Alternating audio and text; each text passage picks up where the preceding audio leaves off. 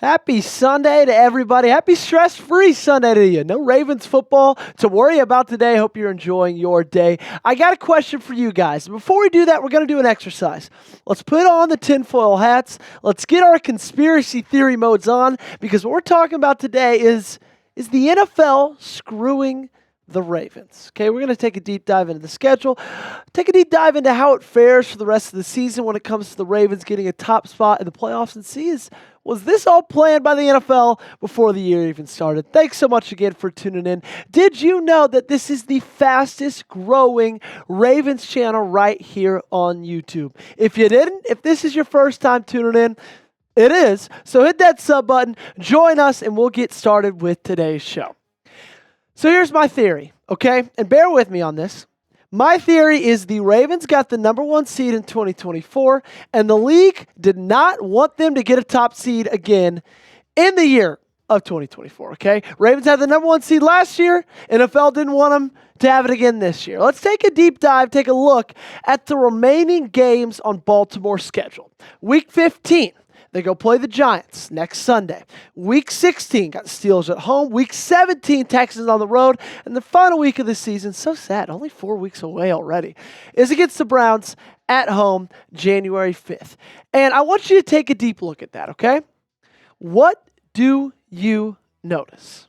Take your time, do the math, be analytical, because I noticed something, and it jumped off the page to me since May when this schedule was released. But what I see is the Ravens have to play 3 games in 10 days. 3 games of American football against 250-pound men trying to rip your head off. 3 of those 60-minute long in 10 days' time. Like, what? There's like zero way that should ever have to happen for any team. I got a question for you before I go into it a little bit more. Is this unfair for the Ravens?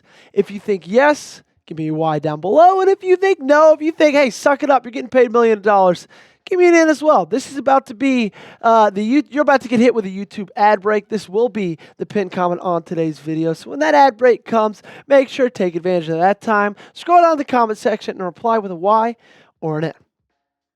We're not the only ones recognizing this and kind of having a problem with it. Kyle Hamilton and also Kyle Van Noy had some pretty hilarious animated tweets when the schedule dropped back in May. The classic old Popeyes lady meme, Kyle Hamilton said 3 games in 10 days. Let's get to it. And then Kyle Van Noy a little bit more critical. He said, I'm still shocked NFL teams are scheduled 3 games in 10 days. Like, what? And I'm kind of more on the Kyle Van Noy side, okay? I respect Kyle Hamilton, and I know he's saying, let's get it. He's fired up. He's riled up, but he also tweeted that back in May, and his body physically probably felt a little bit better in May than it does right now in early December. But Sean Merriman was on a podcast and was asked about the scheduling situation for Baltimore and how he feels about it being a former player. This is what he had to say. He said, well, look, it's definitely rough. I think the ones who will struggle the most are the ones who are 8 years or more, meaning the guys who have played in the league for 8 years or more. And I got to tell you this, got a whole lot of those on this team, got a whole lot of important of those on this team, okay? Marlon Humphrey, Derrick Henry, Ronnie Stanley, Kyle Van Noy, Nelson Agholor. Those are all those guys, and there's more, but those are the most important ones, who have 8 years or more experience in the NFL.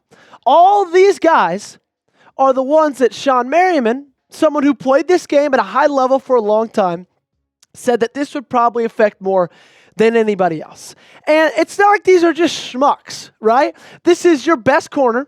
This is the best running back in the NFL. This is your best offensive lineman. And this is your best pass rusher, okay? So if those are the guys that it affects it the most, then that absolutely sucks for this Ravens team because you got 5 of your best players, probably 4 of your best players, that this is going to hit like a ton of bricks, okay? I'm going to talk about this a little bit more and kind of how it goes into the whole AFC picture as a whole. But before I get into any of that, if you guys want to catch a Ravens game for the rest of this year, we only got 4 weeks left. Time is ticking by. If you want to go see a game, use our friends over at Game Time to do so. This episode is brought to you by Game Time. It's the only place I go when I'm trying to find any tickets to college football or NFL games. Game Time has a new feature. It's called Game Time Picks, and that makes getting tickets to see your favorite teams play live even easier.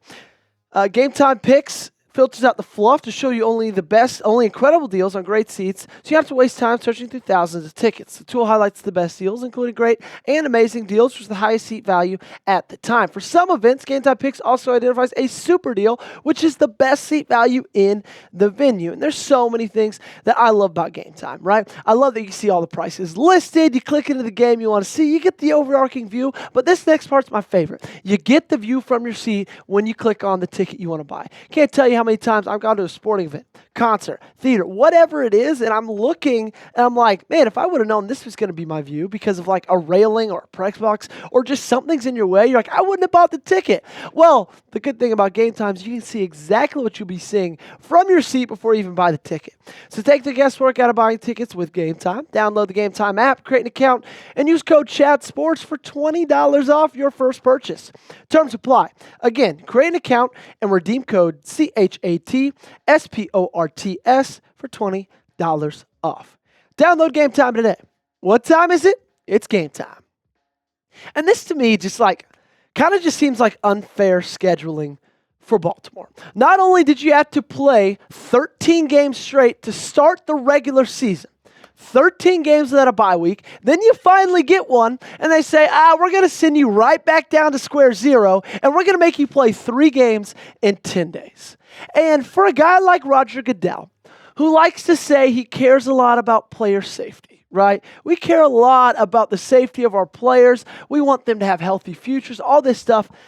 This seems just pretty ridiculous to me. Honestly, it seems like a cash grab, right? You're having games on Christmas. It's a Wednesday. It's the very middle of the week.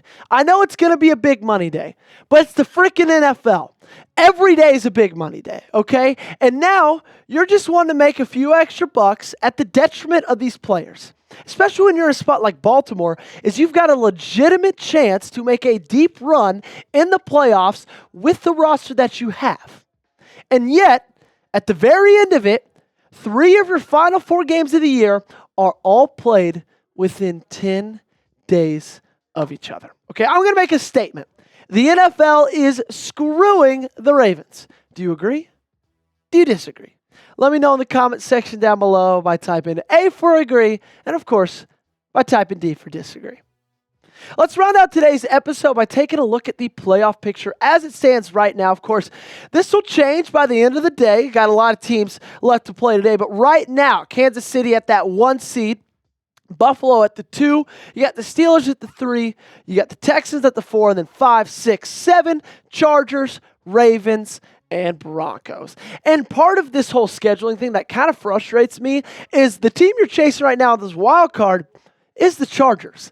And their end of their schedule kind of sets up really well. From week 16 to week 17, they have a 10-day break because they play Thursday Night Football. And I get it. They got a quick week because they play Thursday Night Football. Everybody has to deal with that at some point. But then they get 10 days rest at the end of the season and also get to end the season against the Patriots and against the Raiders, okay? Let's look at just a little bit of the matchups of all those teams in the top AFC spots, okay?